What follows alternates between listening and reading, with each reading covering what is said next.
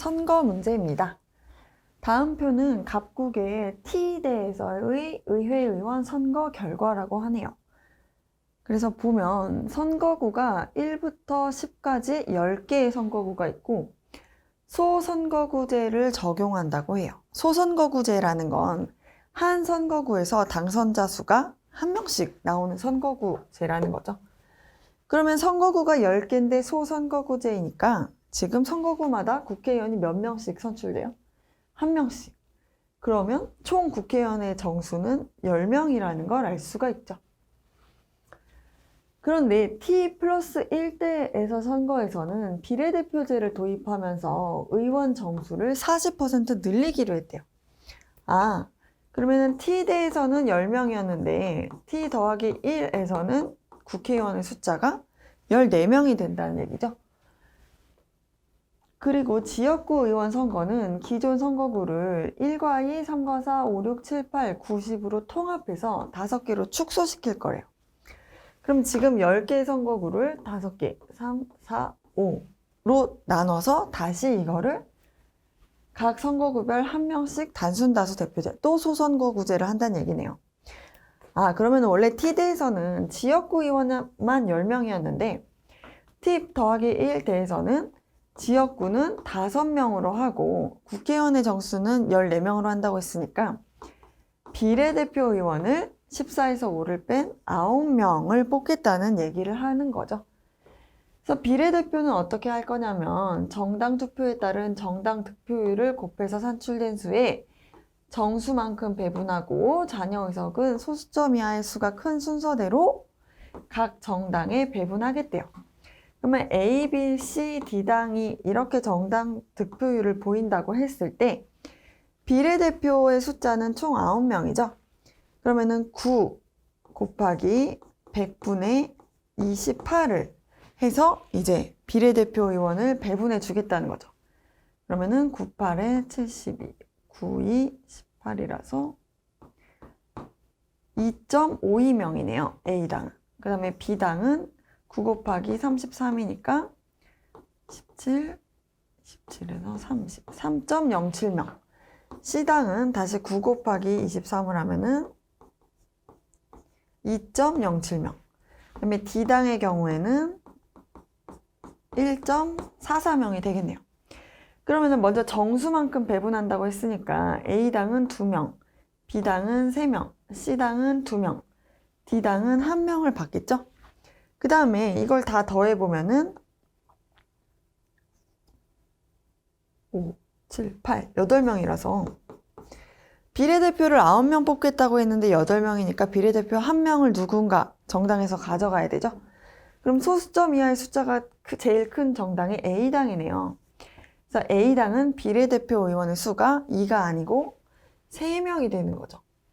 여기서 플러스 1을 해서 3명을 받게 돼요. 비례대표. T 더하기 1대에서. 그렇다면은 여기를 지우고 이제 지역구 의원의 숫자를 계산해 볼게요.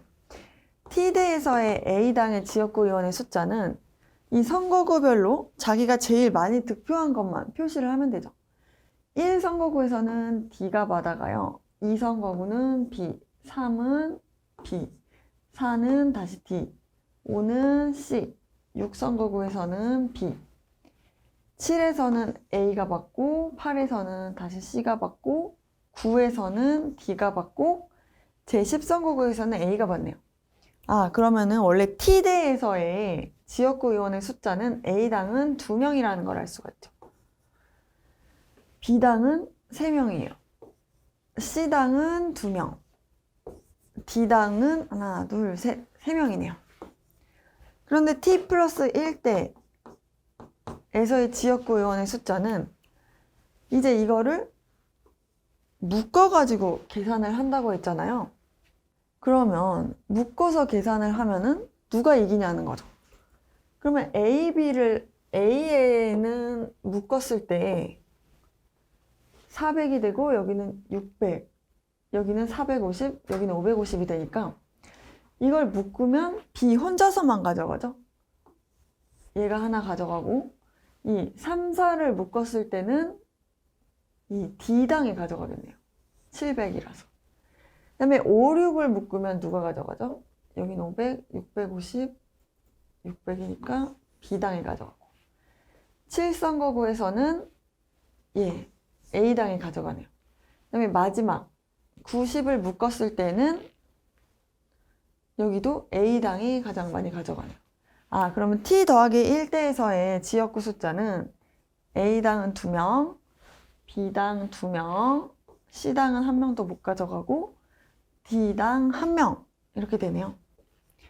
그러면은 T 플러스 1대에서의 총 국회의원의 숫자는 A당은 2 더하기 3이니까 5명, B당 5명, C당 2명, D당 2명이 되네요. 그래서 총 14명이 되는 거죠. 그렇다고 했을 때 여기서 이제 하나 더 계산해놔야 할 수치가 있는데 과소대표라는 말이 나오잖아요. T 플러스 1대에서 과소대표된다. 이걸 알려면 정당 득표율과 의석률 간의 차이를 비교해 보면 되죠. 그러면은 정당 득표율은 여기 주어져 있으니까 의석률이란 걸 계산해 보면은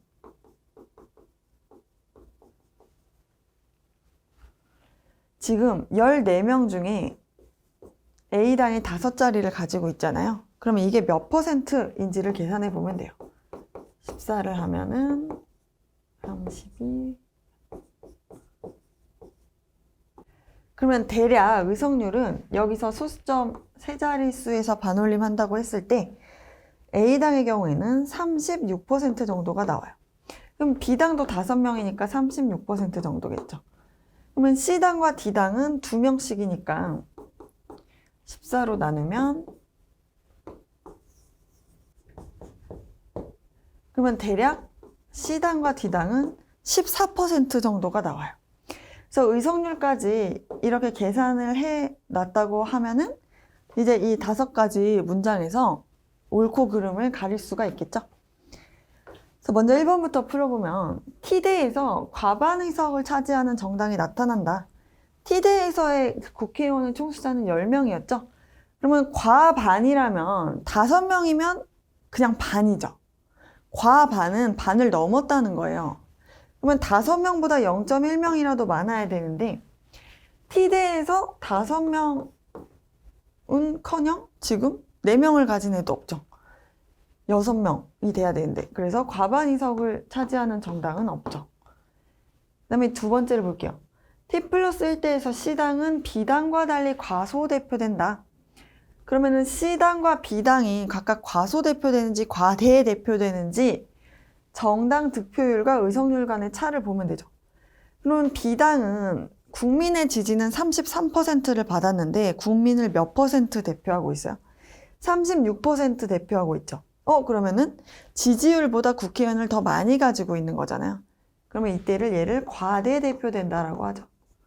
그러면 C당의 경우에는 국민이 100명 중에 23명이 지지하는데 오히려 의석률은 14%밖에 차지를 못했어요. 그러면은 C당은 과소대표된다라고 해야 되죠. 그러면 이걸 다시 읽어보면 C당은 B당과 달리 과소대표된다는 말은 맞는 말이죠. B당은 과대대표되고 있는데 거기와 달리 C당은 과소대표된다. 그래서 2번이 맞는 문장이라는 걸 알 수가 있어요. 3번을 볼게요. T 플러스 1대에서 D는 C당보다 비례대표 의석이 1석 많다.